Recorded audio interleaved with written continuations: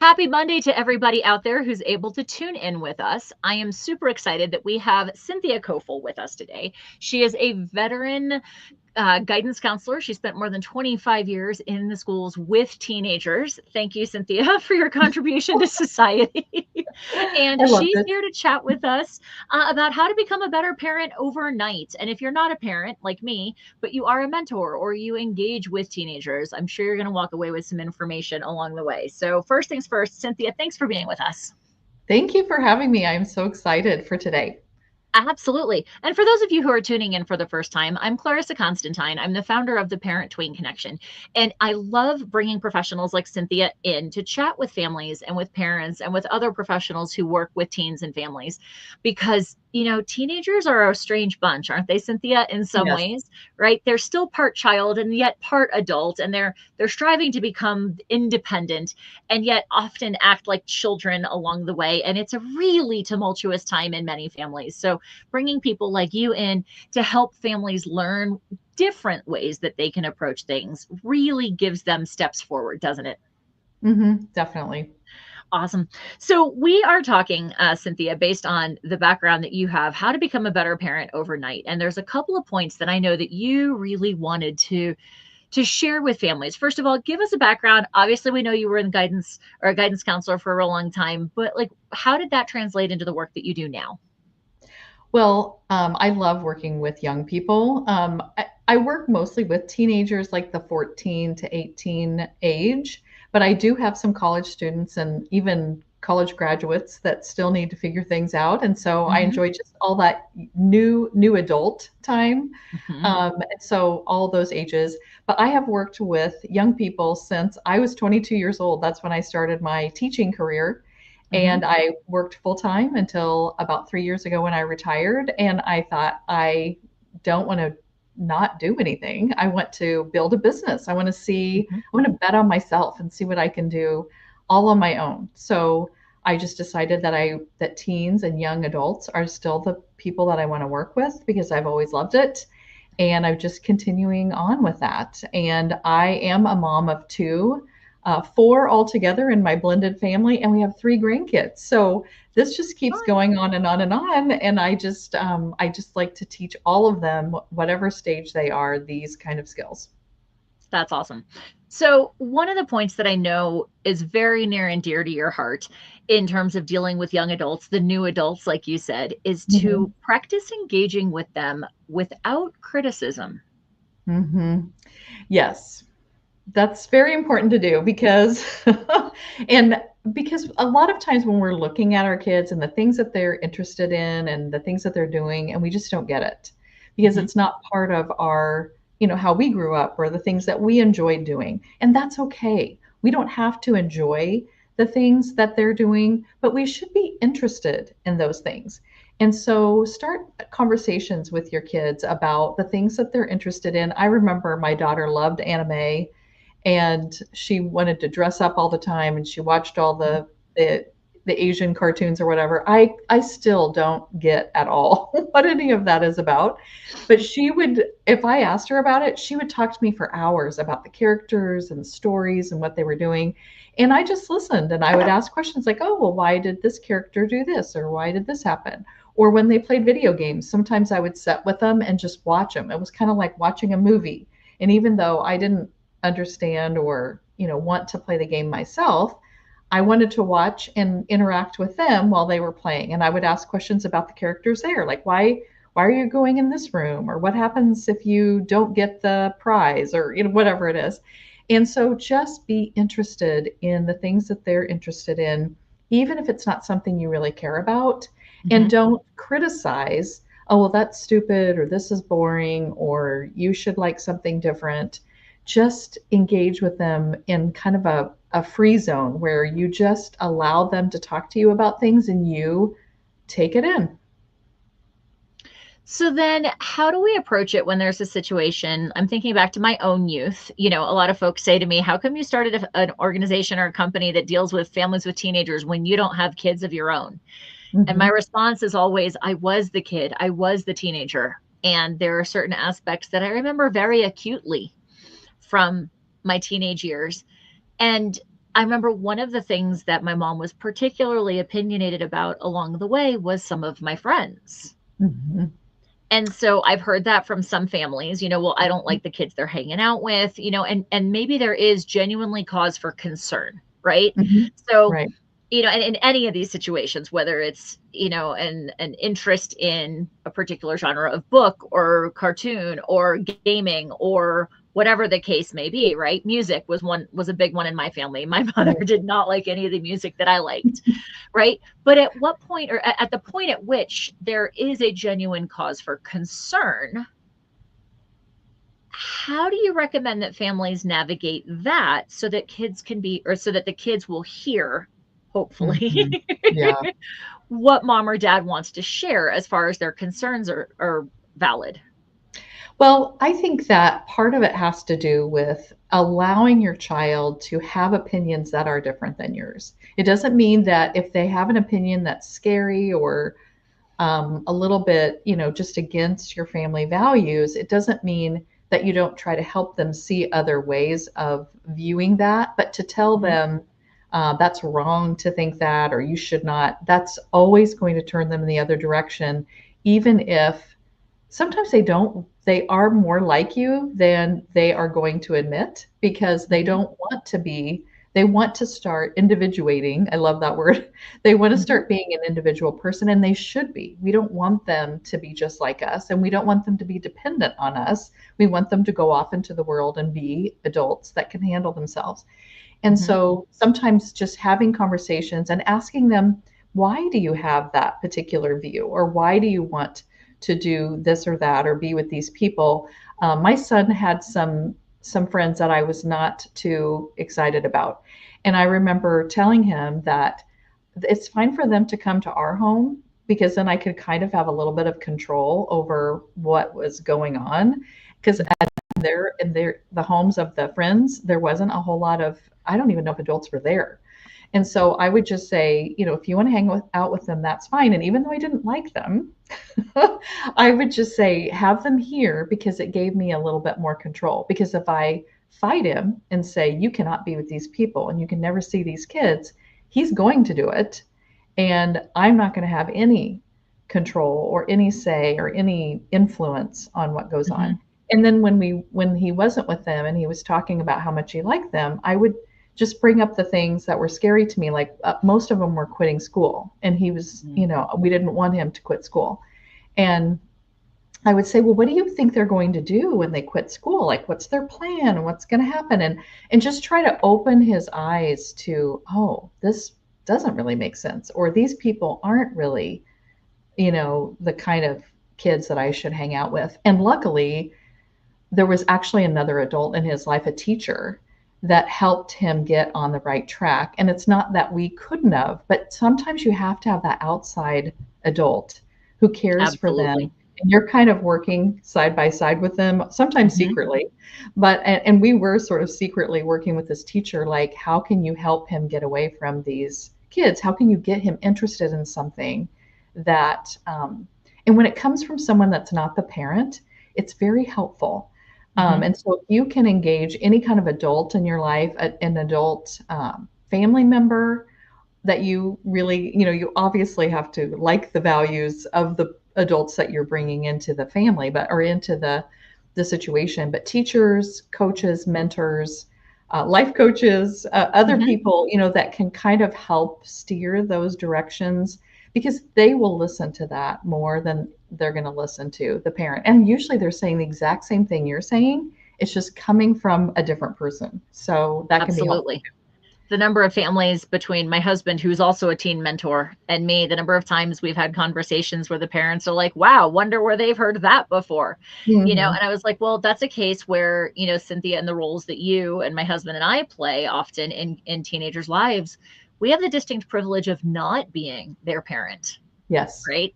But that's part Hmm. of the individuation process is they need to kick away from the boundaries that parents have established in order to Hmm. become themselves, even if the decisions that they're making would be the same decisions that mom or dad would want them to make. Right, exactly. And they feel comfortable making them because their parent wasn't part of it, Hmm. even though it's the same thing their parent wants. It's very interesting. I don't even know why it works that way. It just does. Right. You know, another thought that I had, Cynthia, along the way, you had mentioned that, uh,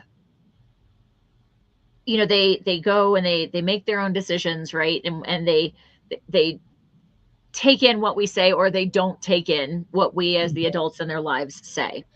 But going back to your initial point of engaging without criticism, it Mhm. strikes me that if, as the adults in their world, we can lessen the criticism on the less impactful points, Mhm. then when we do bring a point of concern, observation, criticism, however it may be received, do you feel like it stands a higher likelihood of being heard because it's not just like the barrage of you do everything wrong, which is how it lands in their heads, whether their Yes. parents mean it that way or not? Yes. Well, I find that as much as you can say yes to things, that is helpful too. Like constantly saying no to everything is that is going to put those barriers up where they're just not going to listen to anything because if they're always Mhm. told no. And this goes all the way down to toddlerhood, which is so funny to me because with my toddler grandkids, I am doing the same thing with them. You know, I try to give them more yeses than I give them nos, and then they're more pliable that way. And teenagers are the same way. I've been reading that teenagers are just like toddlers, just bigger because toddlers, their brains are growing so fast and they're getting so many emotions. That's the same thing that's happening with teenagers. We have like kind of that little elementary lull time where things aren't growing as fast. And then the Mhm. teenage, it happens again. And so we're really dealing with a really big toddler, and we have to figure Mhm. out how do we negotiate these things.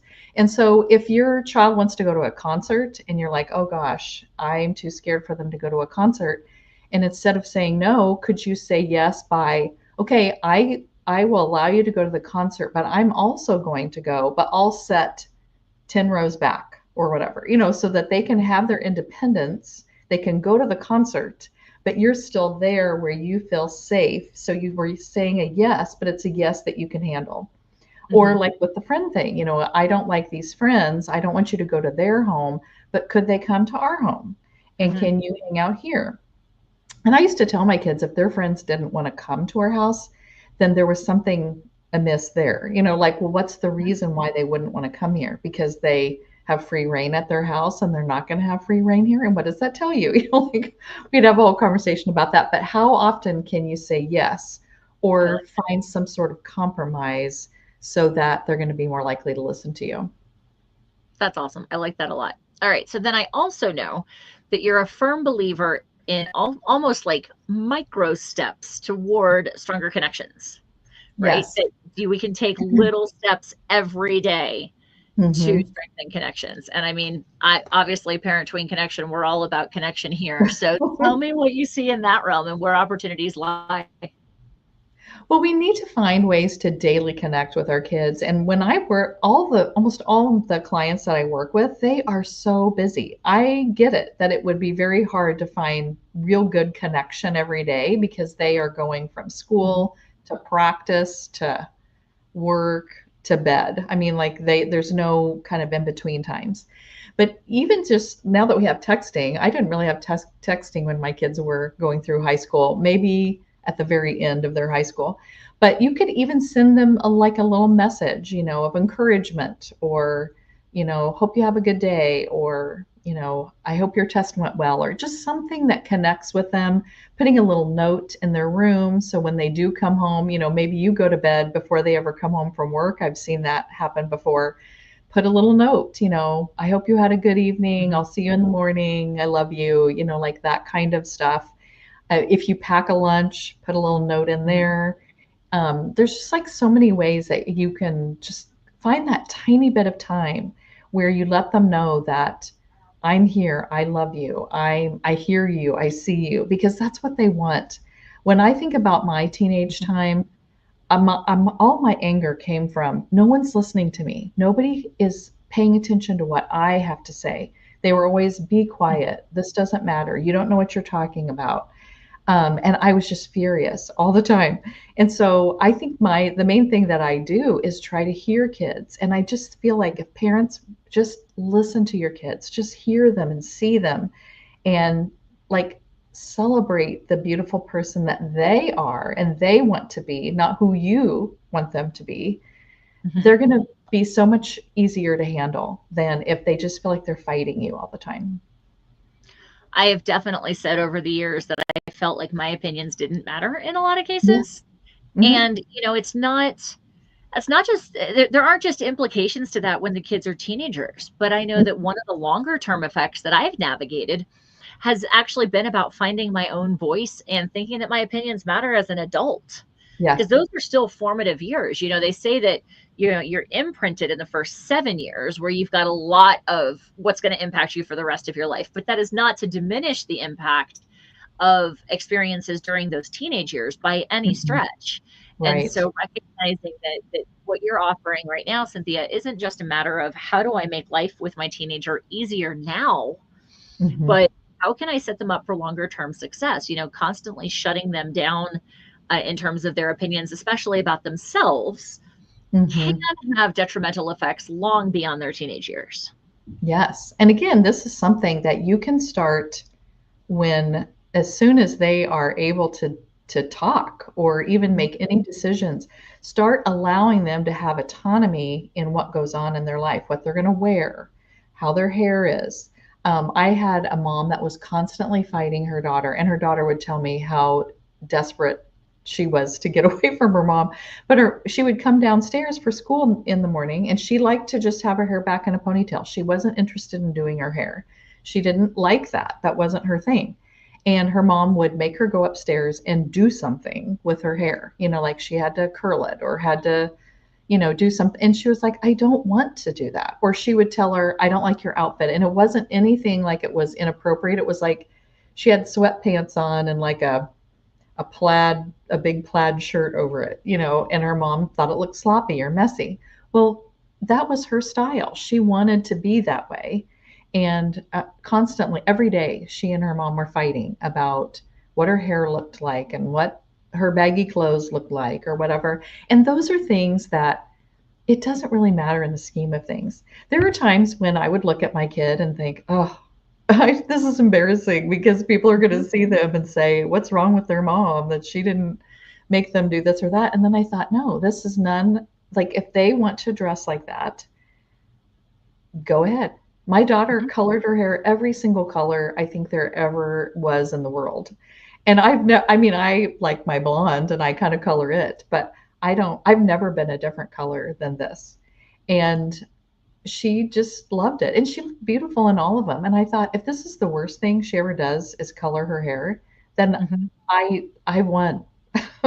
Because that's not a big deal. And she wore really weird clothes, and a lot of people didn't like it, or, but I wanted her to be her. And Mhm. I wanted her to feel like I can choose these clothes. I can choose this Mhm. hair. I can wear makeup or not wear makeup. I can, whatever. And that makes them feel like my parent respects my Mhm. decisions. And of course, we're not going to respect decision. Like if they're doing things that are harmful or scary or illegal, those are things, that we have to step in and say, this is not, um, this isn't safe, or this isn't how our family will do things. Mhm. But if you're fighting about all the other stuff like clothes and hair and music and you know it just becomes too, like, they will fight more Yep. because of that constant kind of chaos that goes on with that. Well, and a thought that comes to mind is parent with the end in mind. 5 years from now is the amount of makeup that they wore today, or whether they curled their hair or not, or whether they wore baggy sweatpants or whatnot to school. Hmm. Is that going to make a world of difference in the long run? And if the answer is yes, then make a point of it in some fashion. And if the answer is no, I'm hearing in my head, pick your battles, right? Like we picked the Yes. battles when they were younger. And if to your point of like teenagers are kind of like toddlers in bigger bodies, we Yeah. continue to pick battles.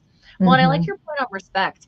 And I know another point that you feel is really important for parents to model is accountability. Hmm. What does that look Yes. like?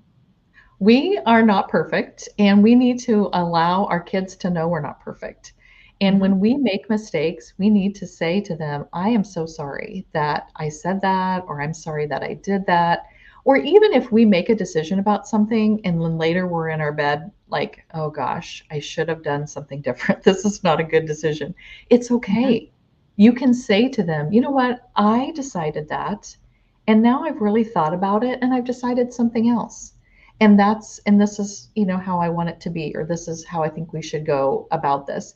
And they will be so, I think they will be so astounded that their parent is admitting that I don't know everything and I'm trying really hard. And this is how this is what I thought, but now I think this. And kind of like compromising or working it out with them, talking with them about why you chose something or why you decided against something.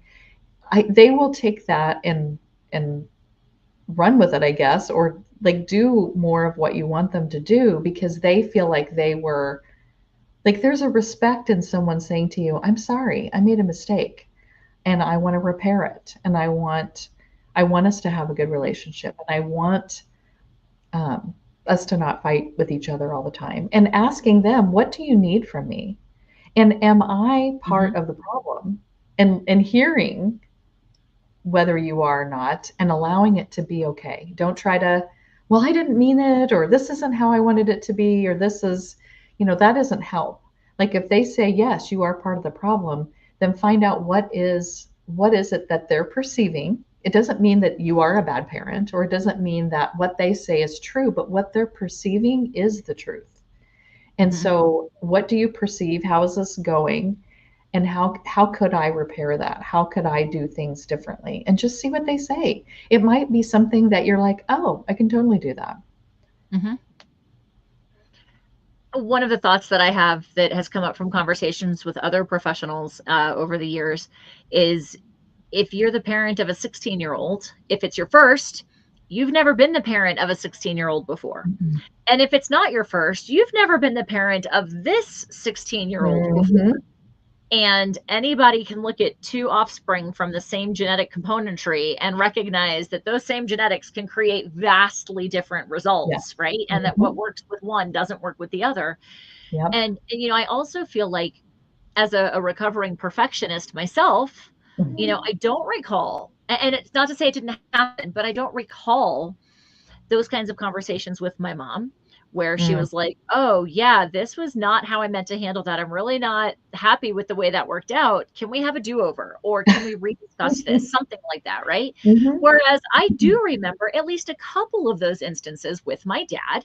Shockingly, my dad and I had a more open communication for a long time. He is still with us, thankfully. Mom has passed on, but is those couple of things like showed me, hey, dad's human and he doesn't have this parenting thing all worked out and like he's okay with that. And Mhm. it makes it easier for me to make a mistake or for me then to go back and revisit something, whether it's with my parents or now as an adult with my partner, with my Mhm. colleagues. Like, hey, I Mhm. didn't handle that well.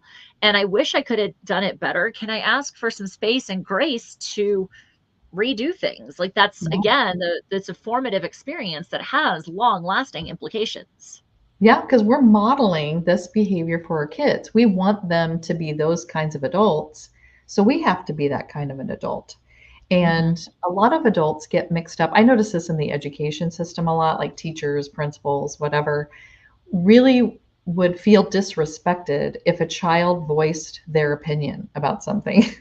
And it's Mhm. like, this is not disrespect. Now, sometimes kids tell us those things disrespectfully, but I think the reason that they're saying it disrespectfully is because they don't feel like they'll be heard if they don't yell or Mhm. they don't throw their books on the floor or they don't slam the door because they aren't being listened to. And when they're not, then they're going to do these more extreme behaviors to get your attention and to tell you what they think. But kids just telling you, even the toddlers, again, I keep going back to that because that's what my experience right this minute. But when they say, I don't like this, or I don't want to do this, or this scares me, or that's yucky, or, whatever, that is their perception. They are telling you, this is how I feel right now. And me Mhm. saying to them, oh, you don't feel that way. You shouldn't think that is making them think, oh, either I can't trust my own feelings, which is what you're saying, is that you couldn't find your voice even as an adult because people kept telling you you didn't know what you were talking about. Hmm. And that does affect kids. And so as teenagers, they're going to tell us stuff like, you suck, and this sucks, and I don't want to do this, and I hate school, and all those things. And you don't have to take those things personally. You can just like ask questions about it. Like, well, what is it that you hate about it?